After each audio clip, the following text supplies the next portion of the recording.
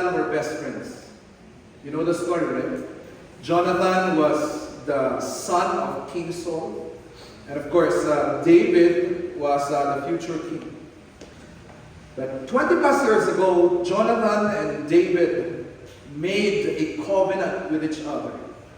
And they covenanted together that they will love each other as their own soul. Napakaganda po na kanilang naging friendship covenant. It's like practicing the love of God to each other.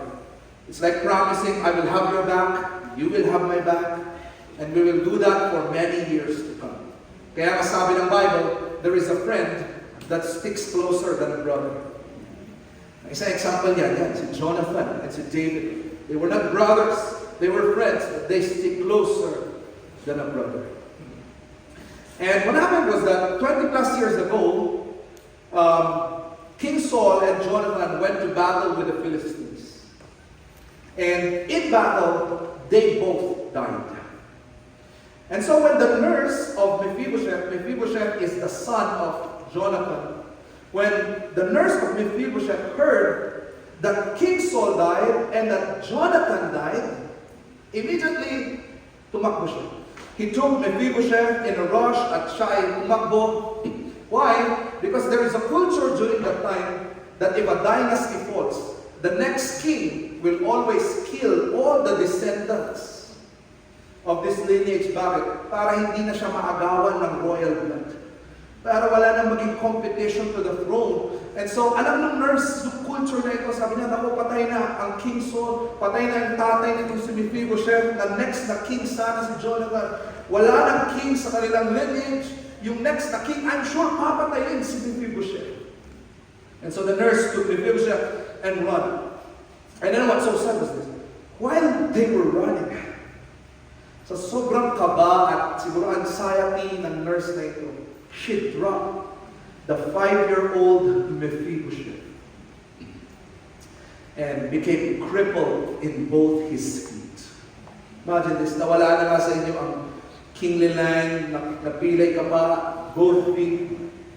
So the nurse ran into a place called Lodebar, and they hid for 20 plus years.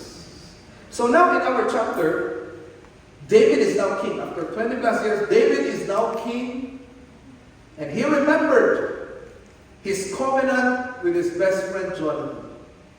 And he said, meron pa bang anak si Jonathan na hindi ko alam? Meron pa bang lineage si King Saul na hindi ko alam? Meron pa ba silang family members na hindi ko alam? That I may show kindness to him. And I don't know if you noticed this, but the word kindness was mentioned 3 times in the chapter that we have read. In fact, if your Bible is a study Bible, perhaps there is a heading at the top of that chapter and it says, David shows kindness. So clearly, the message of the chapter or the story we have today is kindness. And so David said, I want to show kindness to the descendant of Jonathan. And so kinuha niya si Mephibosheth, got Mephibosheth to the palace, and the last verse of our story said Mephibosheth ate at the king's table with David's table for the rest of his life, and he was blessed because of the kindness that David showed. Amen. And just to define some terms this morning, the word kindness that was used in our chapter today is from the Hebrew word hesed. And you know, hesed is the most difficult Hebrew word to interpret. And many scholars would say it's the most beautiful Hebrew word in the Bible. Hesed. It's so beautiful and it's so complex that there is no single word to describe it. There is no single word to transliterate it to English. That's why in our King James it says, kindness. If you have an ESV there or another version, perhaps steadfast love, loyalty, goodness. These are some of the translations that translators use. Why? Because it's so hard to put this word into English. Ganon kaganda ang word na ito, hesed. It's the kindness, so I would like to define it. The word hesed is goodness based on loyalty. unconditional love, and mercy. Ito ay kabaitan, goodness or kindness na hindi base doon sa tao, pero ito ay nakabase sa unconditional love, loyalty, commitment, covenant love. Yan yung mga words na nagagamit. Steadfast love, unwavering love. It's a difficult word. And it's so beautiful, it's a very beautiful word, that when the Bible wants to express how God loved sinners, this in the Old Testament, this is how they will use it. Hesed. This word is the word that is being used to say that God, a holy God, loves sinful people like us. And that word is the word Hesed. That's why today, church, even if we will study about Mephibosheth, even if we will study about the kindness of David, let me tell you this message is not about David or Mephibosheth only. It's not even about us. I tell you, this message is about God. God's kindness to us. This message is about God loving sinful people like us. Hesed. Amen. So today, let's learn how can we show kindness. Okay, I have 3 points for you today. How can we show kindness? Okay, are you ready to learn, church? Okay, let's go straight. Number 1, how can we show kindness? Number 1 is this: take the initiative to care, even when there is nothing to gain. Showing kindness means taking the initiative to care for others, even when there is nothing to gain. Okay, let's break down this point one by one. First, let's take that part where kindness means taking the initiative.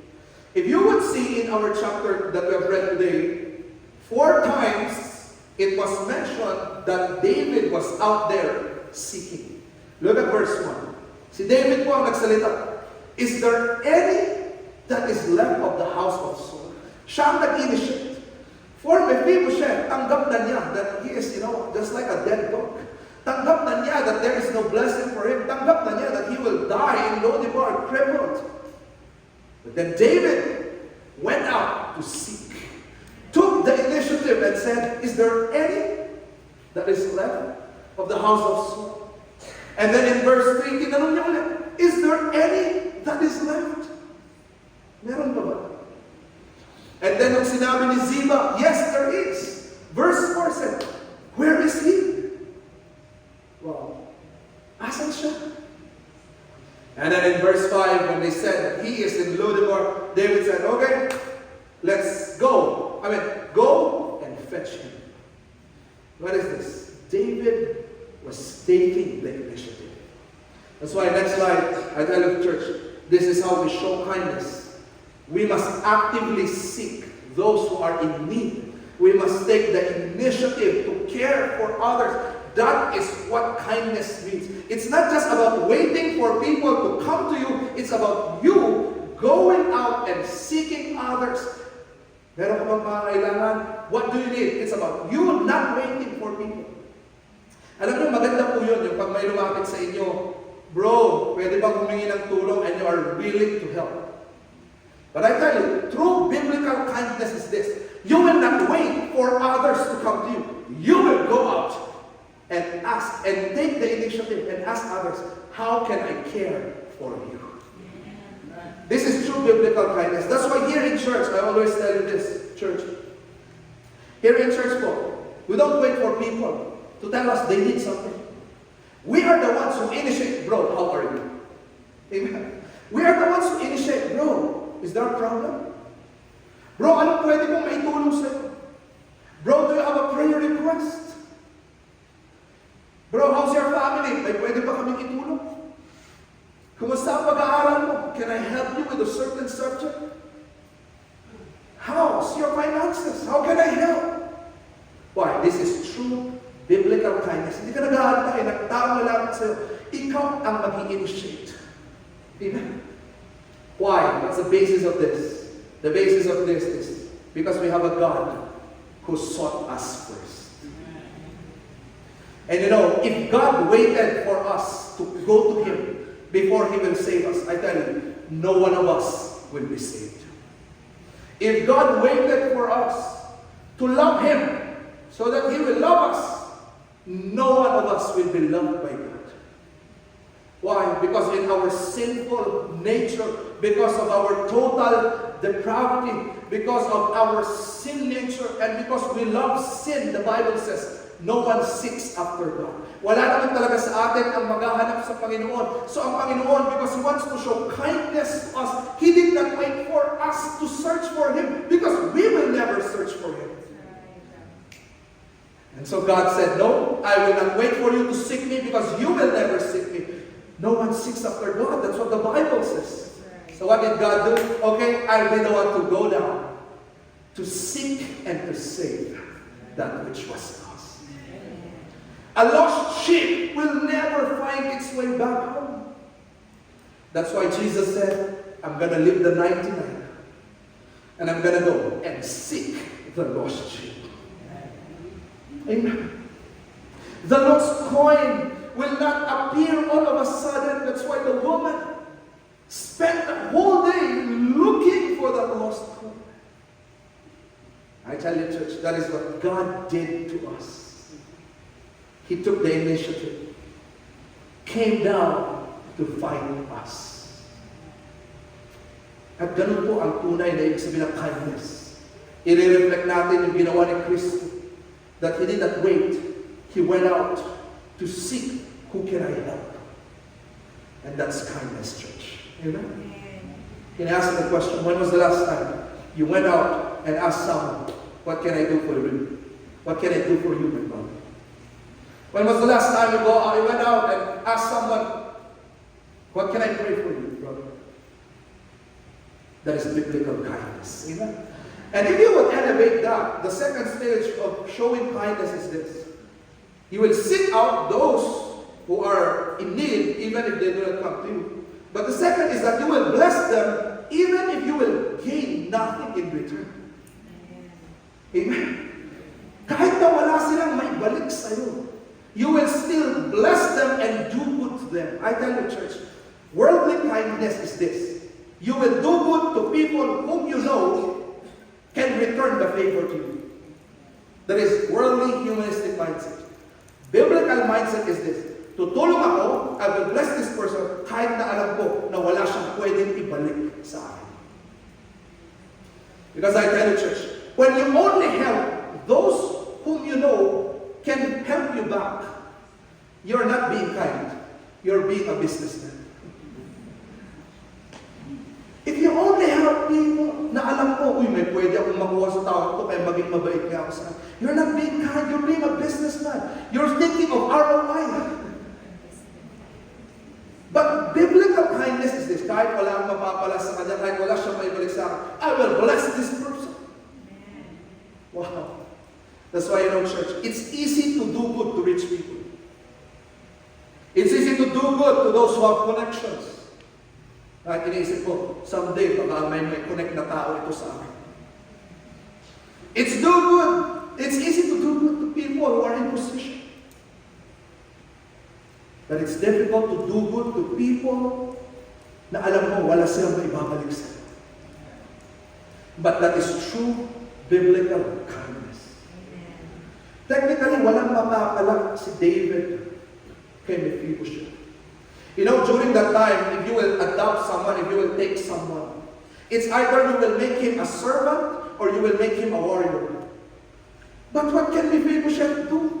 Crippled on both feet. He cannot be a servant. He cannot be a warrior. In fact, kapag kukunin siya ni David, mag-a-assign pa siya ng isang tao para tagabuhat ni Mephibosheth. Wala siyang mapala technically kay Mephibosheth. But this is what biblical kindness looks like. Even if the person cannot return something to you, I'm going to do good to this people. Amen. And then the next stage of that is this. Biblical kindness is that you will help, even if helping discomforts you. Even if helping means that, you will have to sacrifice a little.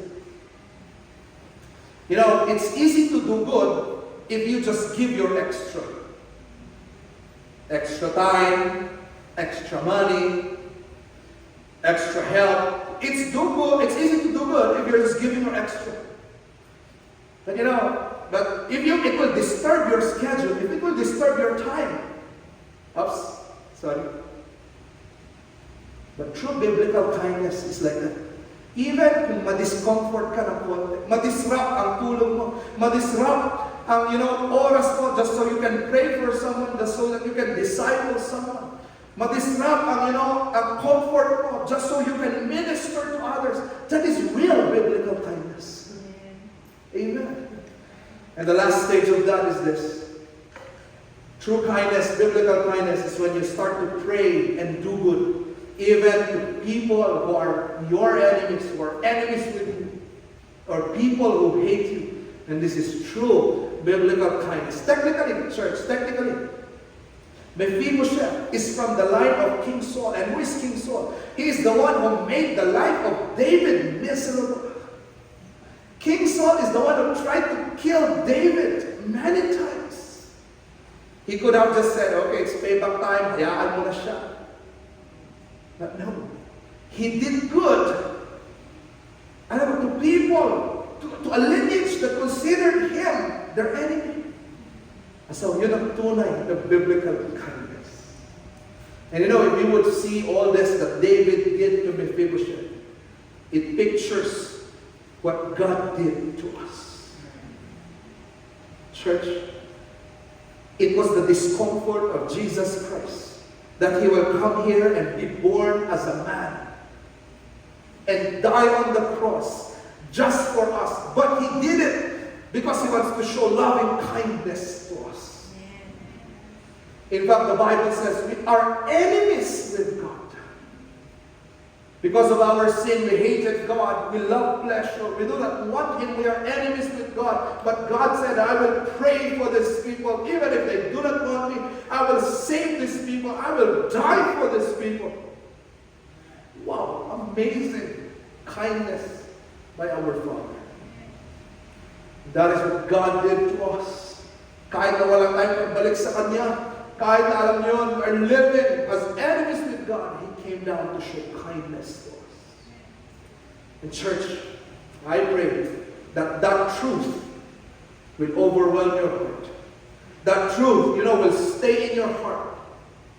So that will inspire you to do good and be kind to others. Amen. I pray that it will inspire you to be kind to others. Because you remember that God was kind to you. That's why in our second point, how do we show kindness? Here's the connection. We show kindness by loving others because of the love we have received, not because of the person's worthiness. How do we show kindness? Love others because of the love you have received, not because of their worthiness. We do not become kind to people just because they deserve our kindness. No, that is worldly kindness. If you are being kind to people whom you think they deserve your kindness, that is worldly kindness. But biblical kindness is this: it does not depend on the person's worthiness, but it depends on the love you have received. Kaya nga po sa Bible, laging pinapaalala sa atin ng Bible that we have received the love of God first. That the love of God is, it's grace. We don't deserve it. And yet we have received it. The Bible always reminds that to us. Why? So that it will inspire us to be kind to others. David, if you are David, church, if you are David, will you do good to Mephibosheth? I tell you, there's nothing beautiful in Mephibosheth. Nothing. If you were in David's place, you will not seek him out. We will not look for him. Why? Because there's nothing good in him. It's only the kindness of God that will make us do that. Amen. That's why, here, I underline some words here. David ginawa ni David, nilampasan ni David itong mga bagay na, first, let's say, Saul's grandson. Mephibosheth is Saul's grandson. May element dito ng revenge. May element dito ng payback time. May element dito na, alam mo, yung lolo mo, sinubukan niya akong patayin. There's an element here. That David said, no, I'm not helping Mephibosheth because of him, because of his lineage. No, I am helping him because of the love that I received from the Lord. Mephibosheth is also crippled. As I said a while ago, no use. Wala akong mapapala. Pero he went past that and said, no, it's not, I will help him not because I will gain something from him. Tutulungan mo siya. Not only that, the Bible says, he was hiding, or he was from Lo-debar. Lo-debar. You know, Lo-debar, if you will translate the Hebrew word, it means a barren place. A place where nothing good comes out of it. Ito yung lugar na alam mo, lahat ng nanggaling sa Lo-debar, bubulog na. Lahat ng nanggaling sa lugar na yan, wala kang mapapala sa lugar na yan. There's nothing good that comes out of that place. It's like the words that was said to Jesus Christ. He's from Nazareth. There's nothing good that comes out of that place. And you know, that is Lo-debar. Walang maganda ang lugar na ito. Bakit katutulong ng tao na taga doon? And yet, he went past.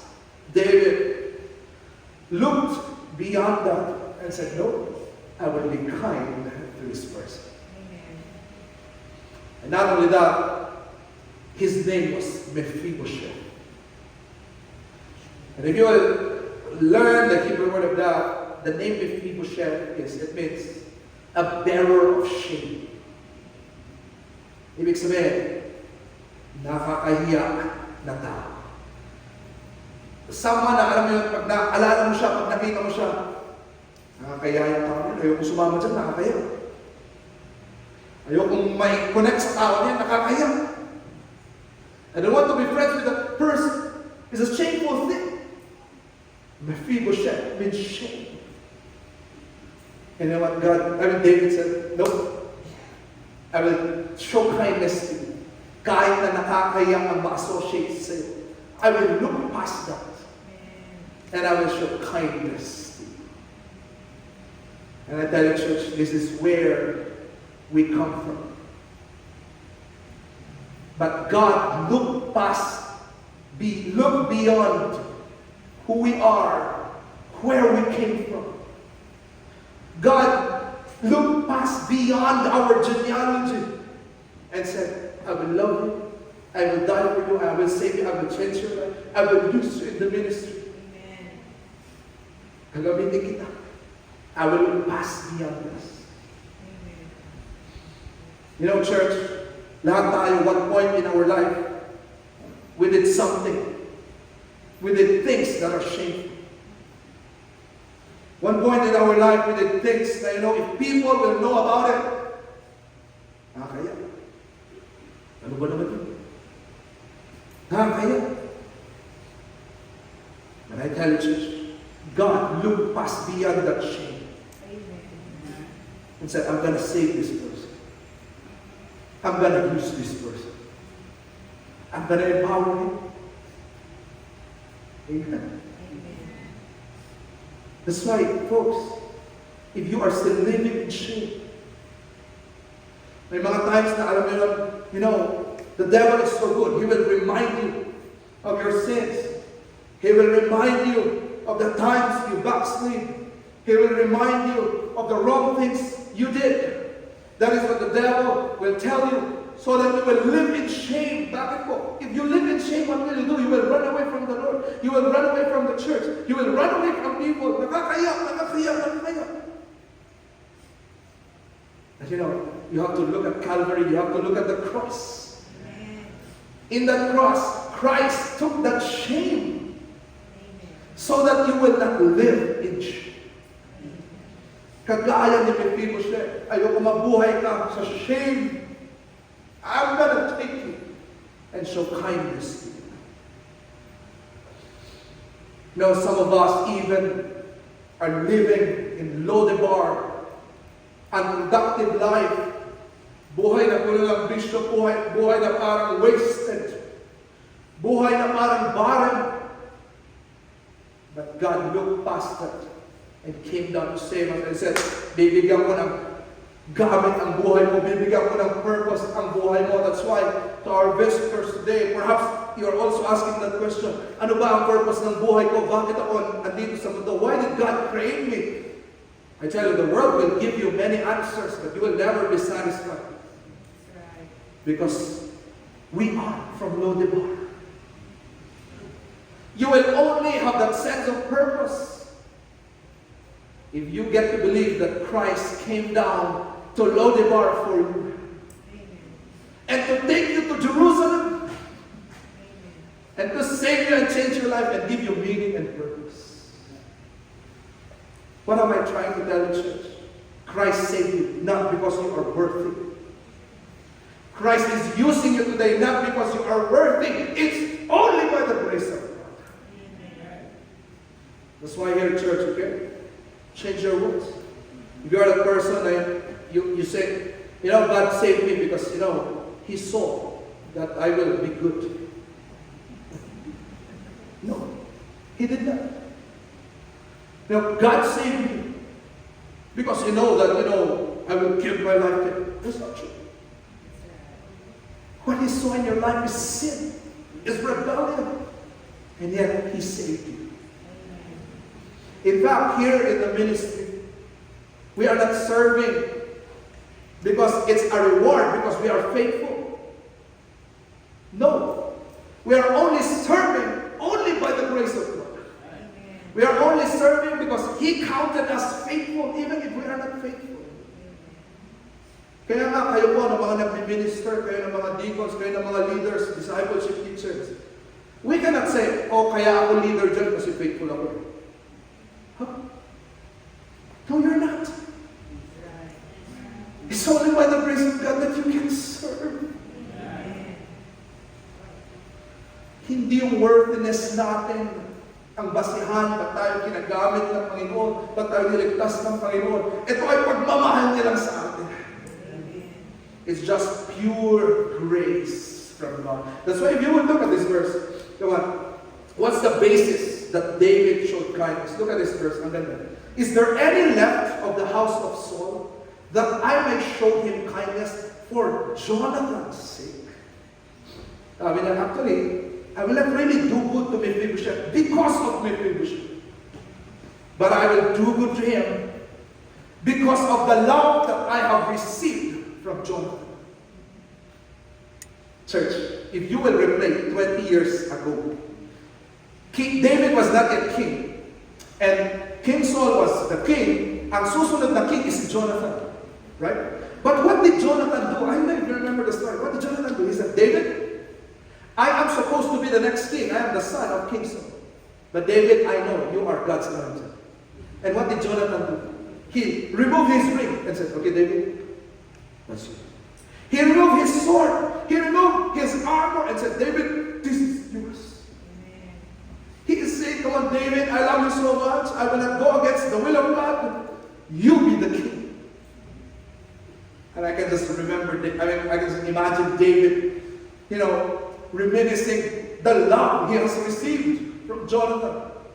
Sabi niya, grabe ang natanggap ko, the love galing kay Jonathan. I do not deserve this. He is supposed to be the next king. But I have received an undeserved kind of love. And so that is what I will show to his son, Mephibosheth. Guys, tuloy po. Hindi siya nagiging good kay Mephibosheth because of Mephibosheth, but because of the love he has received. That's why in verse 3 it says, and the king said, is there not yet any of the house of Saul that I may show the kindness of God? Kindness ng Panginoon ito ang aking ipapakita. Hindi dahil sa Kanya, pero dahil sa natanggap ko na kindness. So church, that's the basis that we will be kind. The kindness we have received. Okay, let me share with you something else. You know that psychology says that people who receive love when they were young have a higher chance that they will become kind when they grow up. And people who did not receive so much kindness when they were young, they have a high chance for antisocial behaviors. Rebelde, mapupuntay ng bisyo, become murderers and all, rebellious. Why? Because they did not receive kindness when they were young. That's why parents who are here, be kind to your kids. Be kind with your words. Because kung ang lagi mong words sa iyong mga anak, your words to your son is that you're useless. Wala kang silbi. Magmahal ka talaga sa tatay mo. Bakit kaya laging sa tatay mo? Ikaw ganito ka. You keep on telling bad things to these kids. I tell you. Wala silang natanggap na kindness. They will grow up. I tell you, they will pay back in a negative way. It's so hard for them to be kind because they have no example, they have not received it, they have not experienced it. Yeah. That's why church, okay? Us, let us be kind to each other. Why? Because when we become kind to each other, that will become the power of other people to be kind. So now the real question is this. Paano naman? How about those people who grew up not having not having the chance to receive kindness? What's the hope for them? Psychology says, the percentage is so high. So what's the hope? Anong pag-asa ng mga tao na hindi lumaki na meron silang kind na family sa kanila? Ano ang pag-asa nila para sila ay maging kind? Answer, salvation. Answer, that they will experience the kindness of God through them. That they will realize that they are also sinners bound for hell. They deserve hell. But because God was so kind to them, nilampasan niya yun ang mga kasalanan nila at napatawad sila at pwede silang magalit. What's the hope of people who grew up, na wala ang pagmamahal ng Panginoon? And when a person, receives that kindness from God, realizes that kindness from God and from Christians, that will be the power to become kind to others. Amen. Amen. That's why in all our covenant relationships, church, let us practice the kindness of God. It's not really your kindness, the kindness of God. Because I tell you, it's so hard to be kind all the time. But always remember, it's the kindness of God. And because you receive it, you pay it forward. Okay, let's make this very practical with our covenant relationships. Example, marriage. It's a covenant relationship. You couples, how can you be kind to your spouse every day?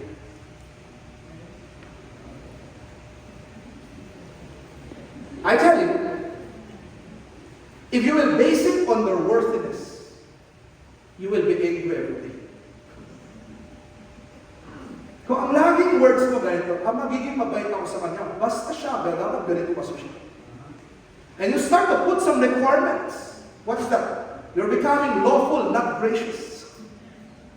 Folks, we are not under law, we are under grace.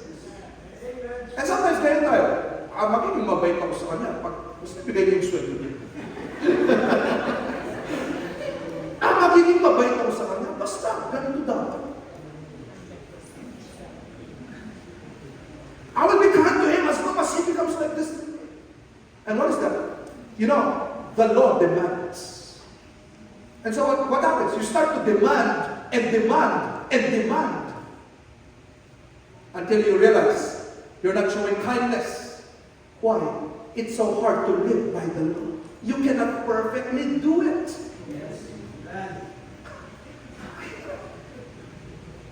Kung lang susundin mo yung standard na gusto as ang hirap. And yet, how can we become kind to our spouse? The kindness of God. And some say, love, because God was kind to me, I will be kind to you. And the spouse says the same. Sasabihin ng asawa niya, ako din, dahil kind ng Panginoon sa akin, I will be kind to you. And so instead of demanding from each other, now you are giving to each other. The law demands, grace gives. And so instead na, gawin mo kasi ito. Magbago ka kasi. Hindi eh. Sabi mo, I will love you. I will be kind to you. Siya naman, I'll do the same. And I tell you, when you are filled with love and kindness, that's your power to change. It's a covenant relationship. Okay, let's talk about church, because church is a covenant relationship as well, right? You know that? A covenant relationship dito sa mundo, husband and wife, and then the church. Okay, talk to me, church. Can you really, really be kind to all the members here in church every week? I tell you, sometimes there will be members who will irritate you.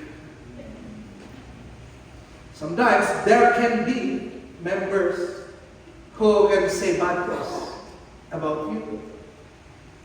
Why? We're not perfect. We are struggling. Sometimes our personalities clash. Alam mo, pag nag-usap kang taga-buntok, tsaka sa tangga, merong natural. Our personalities will clash. Our ideologies will clash. Sometimes you women, I don't know, you clash.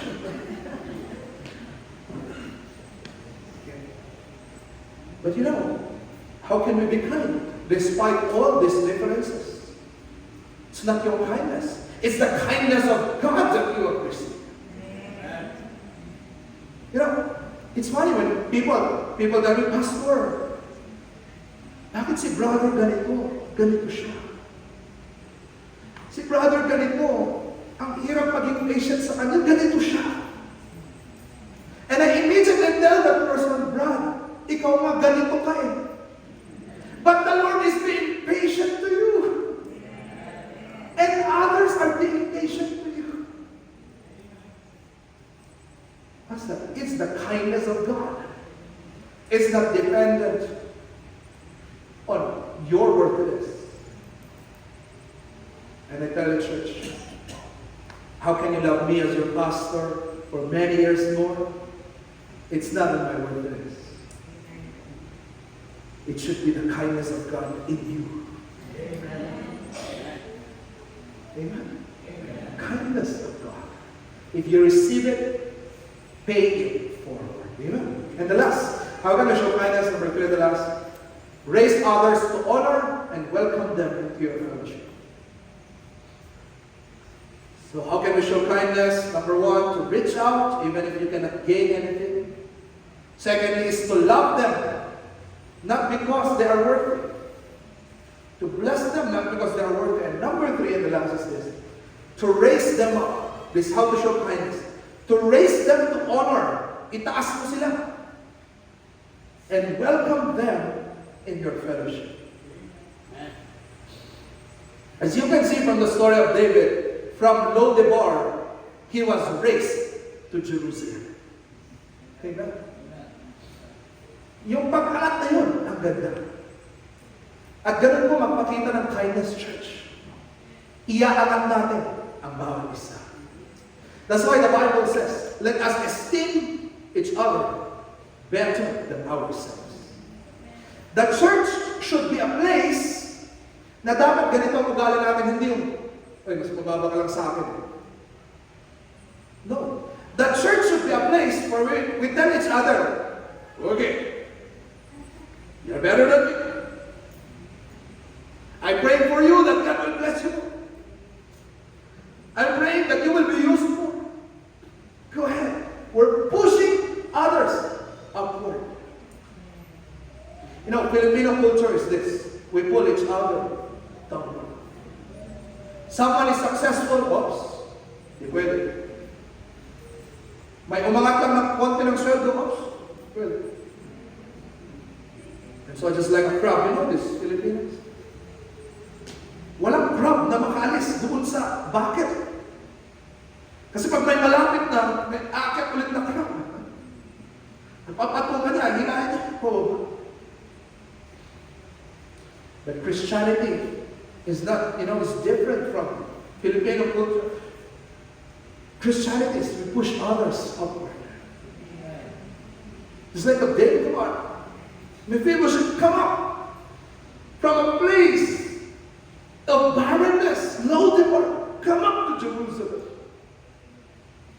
And not only that, this is the amazing thing here. He said, Mephibosheth, for the rest of your life, you will eat at my table. What's the meaning of that? You are in fellowship with the king. You are eating with the king. I mean, a useless person, a crippled person from Lodebar, a person who is shameful, eating in front of the king. Wow, itinaas niya ang fellowship. Itinaas niya ang honor, ang dignidad, at sinama niya sa fellowship. Ito ang ibig sabihin ng kindness. Okay, I will contrast that. What is worldly kindness? I'll show you what worldly kindness is. Worldly kindness is this. You will give help, but no relationship and no fellowship. Ano po yan? Meron. I'll give an example. There are many people who can really give help. Philanthropies, all these organizations, helping people. But you know, if there is no fellowship, ganito naman, okay, I'll just give it, I don't mind knowing you, I'll just give money. That's worldly kindness. Biblical kindness is this. I want to know who you are. How can I help you? It's not just giving, dole out, it's raising them up. That's why, you know, me and my mom were talking last time. I said, Ma, praise God for the foundation, and let's do this. We help, but it's not just help. We get to know them. Who they are. Teach them. Why? Yun ang ibig sabihin ng godly kindness. Alam mo, worldly kindness dahil siya, I'll meet your need, but let's keep the distance. Tulungan kita, pero dyan lang. Biblical kindness is this. Halika. Sumama ka sa amin. Sumama ka sa akin. Kumain tayo dalawa. And let's have fellowship. And now, worldly kindness is this. Recipients remain as beneficiaries, not brothers and sisters in the Lord. But true biblical kindness is this. Come on up. You will have a place at my table. Come on. I have fellowship with you. And on the next slide is what I want to say. True kindness leads to fellowship. And I just thank God that He, our God, did not only leave us as beneficiaries, He made us friends. God made us His sons. Hindi niya sinabi, okay, ililigtas kita, pero dyan ka lang. No. Sabi niya, ililigtas kita, and you can become my friend. You can pray to me anytime. You can talk to me anytime. You can serve me. You can worship me. In fact, you will be my friend because I will tell you my heart, what my heart is. That's why I will show you the word, my word. He will be my friend. And the greatest of all, God promised that we will have a place in His table. Kaya alam niyo po ba sa langit, When Christ will come back in the new heaven and the new earth. I'm just so excited. Jesus said, that ye may eat and drink at my table in my kingdom and sit on thrones. Imagine yung elevation na gagawin sa atin ng Panginoon. Walang-wala ka dito sa mundo. Pwedeng wala kang pinag-aralan dito sa mundo. Pwedeng hindi ka, it can be that no other people can know your name here on earth. That's okay as long as you are His son. You will sit at the King's table someday. Upo ka. Kaharap ang King of Kings. Kumakain kayong dalawa. Amen. And here on earth, we have a physical representation of this heavenly reality. That is the Lord's Supper. That's why the Lord's Supper, I always tell you, every time we have a Lord's Supper, this is us having fellowship with God in His table. And do you know how beautiful that is? When Jesus was eating with sinners when He was here on earth, the religious people, they said, oh, why is He eating with sinners? He's eating with prostitutes. He is eating with corrupt tax collectors. Why? Answer. Because that is the kindness of God. He will elevate the dirtiest sinner to His table. Amen. And God said, I can have fellowship with you. Kaya tandaan niyo ito, mga members. Despite the heaviness of your sins, it was forgiven at the cross. You can have fellowship with a holy God. How is that possible? Only by God's grace. Kaya mo siyang kausapin. You can have fellowship with Him. He talks to you through the Word and through the Spirit. We have fellowship with Him through the Lord's Supper. And someday we will eat with Him in heaven. And another practical application of that is in Acts. The church should be breaking bread from house to house, eating with each other with gladness and singleness of heart. How can the church show true kindness to people? Answer, it will. When someone walks at our door, whoever they are, we share to them the Word of God, we love them, we raise them up. Amen. Come on, brother. Itaas natin siya. I-encourage natin siya. I-appreciate natin siya. Turuan natin siya. And not only that, we start to tell the brother, let's have lunch, man. Amen. Can I invite you to our house? Let's eat together. And from house to house, we eat. Baptist to Baptist. Why? Fellowship. Hindi yung may distance. Walang distance. Close fellowship. I tell you, worldly kindness, I told you. Basta tutulong na lang ako. That I don't want anyone in my life. I'll just give. Biblical kindness is, come on. You can come to me. You can come and share. You can come and open your life to me, your problems. Let's talk about it. Yun ang tunay na kindness. You are telling people, come on, I will have a part in your life. You can have a part in my life. Let's share our life with each other. So I want to talk to you, members. Please lower down your voice. Some of you have a very high voice. People are asking how you are. You do not share. You do not also ask how others are. Basta mag-church lang ako, kulang ako. Ay. Our walls are so high. Kindness is lowering those walls and say, come on, brother. What can I pray for you? This is what you will pray for. Can I know your problem? This is my problem. Can we eat together? Can we share life together? So the church is a community of people who share their life with each other. Do you know your seatmate right now, church? Do you know something about the person you are seated with?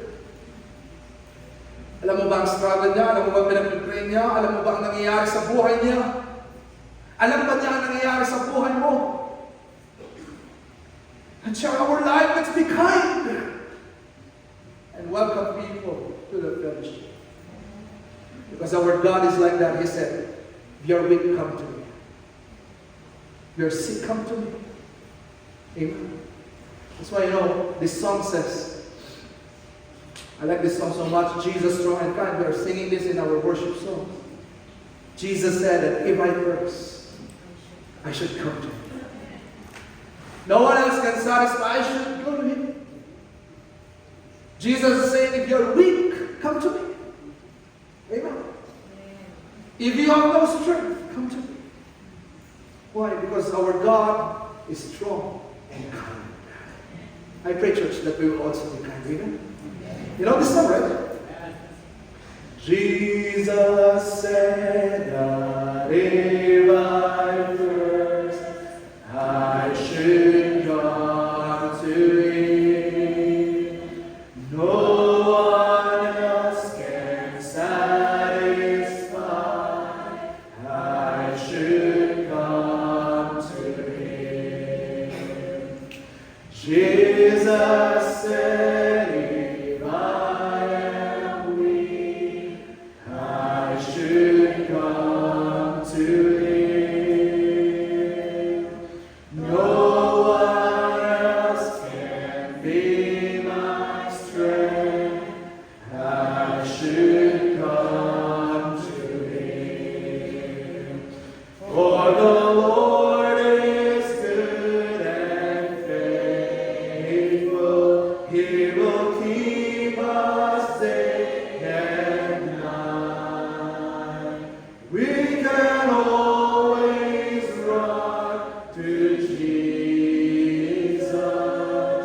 Jesus strong and kind. Second verse. Jesus said, if I fear, I should come to him. No one else can be my shield. I should come to him. Jesus said, if I am lost, he will look for me. And he showed me on that cross that he died for me. Amen. For the Lord is good and faithful. He will keep us